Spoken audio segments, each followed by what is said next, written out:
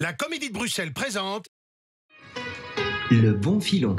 Le bon filon du jour, c'est Éric de Star qui nous rejoint en studio. Bonjour Éric. Bonjour. Bonjour Vanessa. Et pour parler d'un spectacle dont tout le monde a au moins entendu parler de par le film, même si la pièce de théâtre était là avant. C'est comme ça que c'est né. C'est une pièce néo-zélandaise, je crois, qui s'appelle Ladies' Night. Et le film, c'est devenu Full Monty. Oui, mais les auteurs sont toujours un petit peu en tension avec les Anglais parce qu'ils ont tiré le rôle de la femme, qui est tenue ici par Roselia Cuevas. C'est une femme qui vient un peu redresser et resserrer les boulons d'un petit groupe un peu macho qui sont un peu enfermés dans leur virilité et qui est mise à mal parce qu'ils ont perdu leur emploi. Ouais. On est dans une région où c'est la métallurgie qui domine, évidemment les usines ferment et donc ils savent plus quoi faire, ils glandent, ils traînent dans les bars et tout d'un coup il y en a un qui tombe sur un article du journal et qui dit tiens, vendredi soir au Palace, Ladies' Night, les Chippendales, 40 € l'entrée, 40 € pour voir des mecs se balader à poil sur scène. Bon job. Oui, c'est ça. Pourquoi nous on le ferait pas? Il dit, alors évidemment entre eux c'est non t'es dingue, on va pas se foutre à poil, etc. Qu'est-ce que ma femme va dire, les gens du quartier. Et ils se chauffent mutuellement. Et puis il y a Georges qui est un peu le leader du groupe qui dit, qui est joué par Georges Lenny, qui dit bon les gars. Qu'est-ce qu'on a à perdre, quoi? Allez, on y va, quoi. Et là, évidemment, ils sont touchés ils sont touchants parce qu'ils sont touchés dans leur protection un peu virile, macho, extérieure. Oui, il y a une vraie remise en cause de soi-même, quoi. Une remise en condition et du sens de leur vie. C'est-à-dire, est-ce qu'on est là pour... est-ce que c'est le métier? Est-ce que c'est l'argent qui nous dit qui on est? Ou bien c'est ce qu'on a à l'intérieur Oui, c'est ça, parce qu'il y a le côté comique de la pièce, mais puis derrière, il y a quand même des sujets un peu plus sérieux qui se cachent. Ah oui, heureusement, et les Néo-Zélandais étaient quand même très fins, parce que c'est quand même 40 ans avant le mouvement MeToo, etc. C'est de mettre une femme en avant qui vient un peu donner la ligne conductrice à ces hommes et de leur rappeler, les gars, vous avez un ego surdimensionné. Être une femme, c'est beaucoup plus dur, en fait. Et voilà, et donc c'était avant-gardiste, et à la fois, je crois qu'on l'avait pas vu quand on voit les films de Full Monty. C'est une grosse déconnade, quoi. On se marre bien, voilà. C'est des mecs à poil, et puis... Mais en fait, derrière, ben non, il y a tout... Mais il y a quand même toute la misère sociale derrière. Ouais. Et surtout, c'est la recherche du sens de la vie. Pourquoi je suis là, quoi? Est-ce que c'est mon métier qui me dit qui je suis? Est-ce que c'est ça qui me donne mon intégrité? Et vous pensez que la pièce, du coup, elle résonne différemment aujourd'hui par rapport à la toute première fois qu'elle aurait été jouée? Parce que bon, elle a évolué dans le temps, j'imagine. Vous pensez que pour le public, ça résonne différemment? Alors, c'est une très bonne question. Parce qu'en fait, on l'a créée donc il y a 13 ans. Et il y a des répliques qui, par exemple, il y a 13 ans, passaient au bleu. Moi, mon personnage dit tu sais, ce que Glenda veut dire, c'est que les femmes aiment le sentiment, le mystère, l'étrange, l'idée de sexe chez elles, ce mélange de sentiments, ce qu'elles veulent, c'est du rêve. Et là, tous les jours, les gens applaudissent. Il y a 13 ans, ça passait complètement à l'as. C'est très drôle. Il y a des choses on ne peut plus dire. Par exemple, l'idée toutes les 15 minutes, il disait tapette. Ouais, ça c'est une voiture de tapette, ça c'est un comportement de tapette. Et aujourd'hui, on se disait avec l'équipe, qu'est-ce qu'on est content qu'on ne parle plus comme ça. Alors, dans ce milieu-là, ils le font.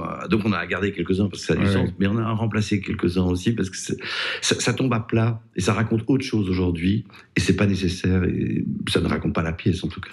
C'est un effet, il y a un effet de troupe aussi parce que vous êtes quand même nombreux sur scène. Il doit y avoir une cohésion et pourtant vous venez tous d'univers très différents, pas forcément de la comédie ni du même genre de comédie d'ailleurs. Oui, Daniel Hansen qui nous a mis en scène a rassemblé des gens comme Pierre Pijolet, Michel Hinderix, Philippe Résimond, Frédéric Augnès, Bruce Ellison et on vient tous, je disais Georges Ligny aussi tout à l'heure, c'est qu'on vient d'univers très très différents et c'était sa force, il voulait des gens différents pour faire un spectacle avec des gens différents et on s'entend à merveille, on rit énormément. On est toujours à la limite du fou rire sur scène, c'est très dur évidemment. Et justement, vous venez d'univers différents, c'est la question qui fâche. Est-ce que du coup, se retrouver à nu ou presque sur scène, c'était un défi? Alors, c'est un peu notre métier. Vous savez, on débarque sur un plateau de cinéma et puis on vous dit que vous devez embrasser quelqu'un, ou que vous allez gifler quelqu'un, ou être giflé, ou être embrassé. C'est un peu notre métier. Mais à poil sur scène devant les spectateurs, c'est encore autre chose. Il n'y a pas la caméra là, c'est vraiment des vraies personnes. Ça se fait en un jour, donc on a le temps de répéter. C'était morceau par morceau. Mais même comme pour les personnages, le plus difficile, c'est pas de se mettre à nu pour de vrai. C'est de se mettre à nu de ce qu'on a à l'intérieur. Et même pour ces rôles-là, on doit creuser à l'intérieur. Ça nous touche quand même, nous aussi, de se dire qui je suis et qui je veux être et pourquoi je suis là, en fait. Et puis, cette pièce qui parle d'une comment dire, la partie ouvrière de la Nouvelle-Zélande qui part à l'époque un petit peu à volo, qui dans le film est une partie de l'Angleterre où le chômage est grandissant. Nous aussi, on a nos friches industrielles, nos zones, voilà, donc ça résonne aussi chez nous. Ah, tout à fait, ça a vraiment totalement du sens, hein, de dire, il y a des formations, on se dit pourquoi, tiens, tout d'un coup, le Forum ne donnerait pas une formation en striptease. ça pourrait fonctionner. Ouais. L'affiche du spectacle est très rigolote parce que vous êtes tous les 7 nus avec vos chaussures, vos chaussettes et un képi de policier et une grande planche que vous tenez tous sous le bras pour cacher les parties les plus intimes, quoi. Normalement, ça aurait dû être une poutre métallique, mais bon. C'est trop lourd. On n'en a pas trouvé. Oui, c'est un peu, c'est la production qui a voulu mettre quelque chose d'accrocheur. Évidemment, c'est pas une scène de la pièce. Ouais. C'est vraiment au tout dernier moment qu'ils vont peut-être y arriver. Il y a quand même un petit suspense, c'est ce qu'ils vont faire. Et jusqu'au dernier moment, ils inventent des tas de raisons pour ne pas le faire, en fait. Moi, mon personnage, par exemple, a très peur de le dire à sa femme. Jusqu'au dernier moment, il lui dit pas, en fait. Ils ont tous des raisons de le faire et de ne pas le faire, c'est ça. Il y a une interaction forte avec le public aussi. Le public réagit parfois au quart de tour, à la première réplique. C'est ça qu'on se demandait si aujourd'hui, comme demandait Vanessa tout à l'heure, et ça réagit toujours de la même façon. Et justement, le public, vous voyez qui? Est-ce que ce sont des couples, des amis, de tout? Alors, même en termes d'âge aussi. Il y a des groupes de femmes qui viennent. Elles se sont peut-être trompées, elles pensaient vraiment voir des Chip 'n Dale.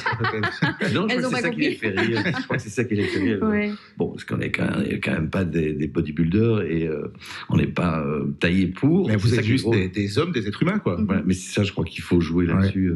Mais nous-mêmes, on a dû passer au-dessus, bien sûr. Ça fait partie du jeu de dépasser un peu nos règles et peut-être l'estime de soi en se disant est-ce qu'il est vraiment à cet endroit-là? Est-ce que je peux jouer avec ça? Et ça vous aide que le public réagisse, justement, qu'il soit réactif? C'est une comédie, hein, donc c'est vrai que si les gens rient pas, c'est embêtant. Oui, on doit se sentir très seul à ce moment-là. Heureusement que ça n'arrive pas. C'est-à-dire que, parfois on peut se cacher derrière le texte ou l'auteur. Ici, non, on se cache derrière rien, on n'a rien. Donc, vraiment, on y va. Et ça rit beaucoup. C'est vraiment...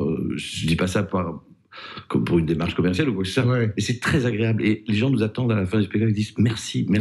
Et on sent qu'après le Covid et tout ça, les gens ont besoin de rire. C'est vrai. Je m'en rendais compte, parce que je dirige un théâtre en centre-ville, et les gens m'en parlent. Mais là, c'est énorme, en fait. Il y a de la musique comme dans le film? Ah oui, il y a des tas de musiques qui rythment qui sont des musiques connues, hein, c'est pas des musiques créées pour le spectacle, évidemment. Il y a Donna Summer, Hot Stuff et Joe Cooker. Ils sont là et ça rythme bien. C'est Bruce Ellison qui a réglé toutes les danses. Et c'est très gai de travailler avec lui parce que c'est quelqu'un de très généreux aussi, qui a cherché avec son physique. On a des petits bides, hein, on va dire. Enfin, pas tous, hein, Georges, Philippe n'en ont pas. Mais on doit travailler avec ça. Oui, mais en même temps, il vous a appris des pas de danse ou vous aviez tous une prédisposition ou... Non, pas du tout. mais bon, ça nous arrive dans des spectacles. Au plus c'est difficile pour le personnage, au plus c'est sympa pour le public, évidemment. Après, ça peut faire la caractéristique du personnage aussi. C'est-à-dire qu'on doit jouer au départ qu'on ne peut pas le faire, qu'on est même incapable. Mon personnage, lui, il a un complexe, par exemple, il pense qu'il est beaucoup trop gros et que sa femme va ça va pas aller, il dit qu'il veut pas le faire, etc. Puis voilà, on y arrive. Mais non, c'est très gai d'apprendre tout ça et de le faire ensemble, surtout, moi je retiens quand même qu'il y a derrière la comédie qu'on attend tous, qu'il y a malgré tout des messages à faire passer sur la manière aussi dont les hommes évoluent et dont... Mais toutes les bonnes comédies, je crois, sont basées sur quelque chose de très humain et qui doit nous toucher. C'est parce qu'on met l'humain en danger dans ses relations avec les autres, que ce soit les femmes, les hommes, qu'on rit. Parce qu'on rit de soi, en fait. Et je pense que les gens rient beaucoup parce qu'ils se disent « non, ils sont fous, ils vont pas le faire ». Oui, mais on peut quand même s'identifier au personnage. Bon, voilà.